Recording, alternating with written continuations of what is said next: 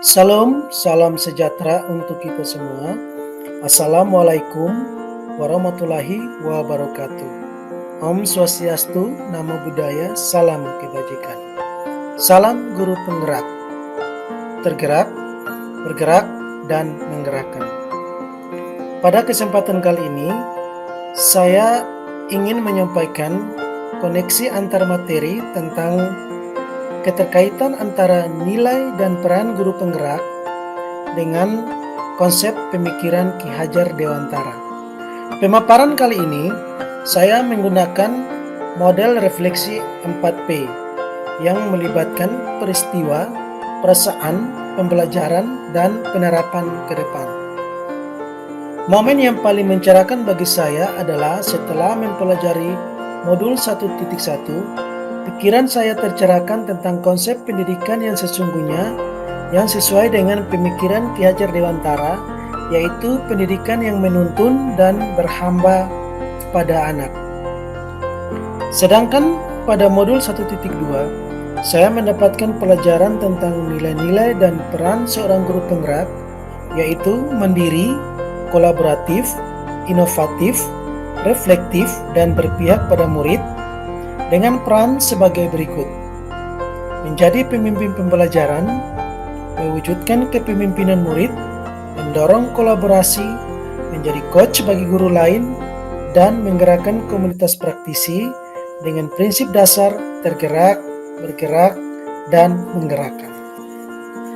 Setelah melakukan pendalaman materi, saya mencoba untuk mengaitkan antara modul 1.1 dengan modul 1.2 dengan analisis sederhana bahwa untuk mewujudkan konsep pendidikan yang menuntun dan berorientasi pada anak, maka seorang guru harus memiliki dan menguatkan nilai-nilai yang ada dalam diri melalui peran yang diberikan.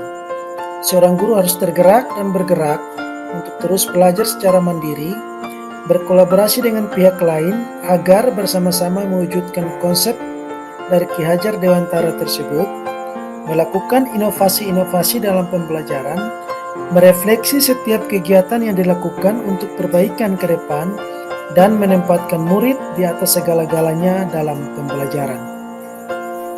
Selama mempelajari modul 1.1 dan 1.2, saya merasa bagaikan seorang petani yang baru belajar untuk bercocok tanam, yang baru saja mendapatkan ilmu baru dalam merawat dan mengembangkan bibit-bibit tanaman yang ada. Saya merasa bersalah terhadap murid-murid saya yang selama ini saya didik tanpa memperhatikan kodrat keadaan mereka. Namun di balik semua itu, saya merasa bersyukur dan bahagia dengan ilmu yang saya pelajari dan tentunya dapat saya terapkan ke depannya demi menumbuh kembangkan murid-murid yang saya didik ke arah yang sesungguhnya dengan tidak menuntut melainkan menuntun. Sebelum mempelajari modul 1.1 dan 1.2, saya berpikir bahwa kesuksesan dalam pembelajaran itu adalah ketika murid bisa menjawab soal dan bisa mendapatkan nilai yang baik, tanpa memperhatikan kodrat keadaan masing-masing individu. Pembelajaran yang saya lakukan pun lebih dominan teacher-centered. Akibatnya, mulai muncul stigma anak yang pandai dan anak yang tidak pandai. Sekarang saya mulai sadar dan berubah pikiran bahwa ternyata mendidik anak itu tidak hanya sekedar mentransfer ilmu pengetahuan, melainkan memberikan sebuah tuntunan serta kemerdekaan bagi murid untuk belajar sesuai dengan minat dan bakatnya. Stigma tentang anak yang pandai dan anak yang tidak pandai harus dihilangkan dari pikiran saya, karena sesungguhnya setiap individu itu unik dan memiliki kelebihan-kelebihan yang bisa dikembangkan dengan baik. Saya meyakini bahwa dengan nilai-nilai guru penggerak dalam diri saya, maka murid-murid saya bisa mendapatkan pelayanan yang lebih baik.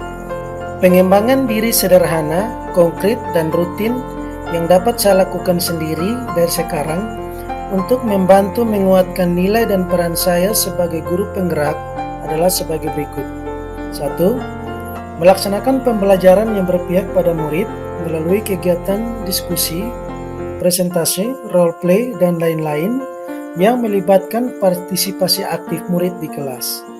2. Mengembangkan diri secara mandiri melalui pelatihan dan seminar yang diselenggarakan baik secara online maupun offline, ataupun belajar secara otodidak dari YouTube dan sumber belajar lainnya. 3. Melakukan inovasi-inovasi sederhana di kelas melalui penggunaan media serta metode pembelajaran yang menyenangkan.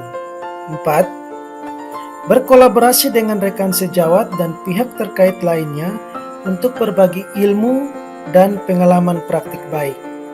5. Melakukan refleksi pada kegiatan pembelajaran maupun pekerjaan lainnya untuk perbaikan ke depan. Demikian presentasi singkat saya. Mohon maaf bila ada kekurangan. Terima kasih. Tuhan memberkati.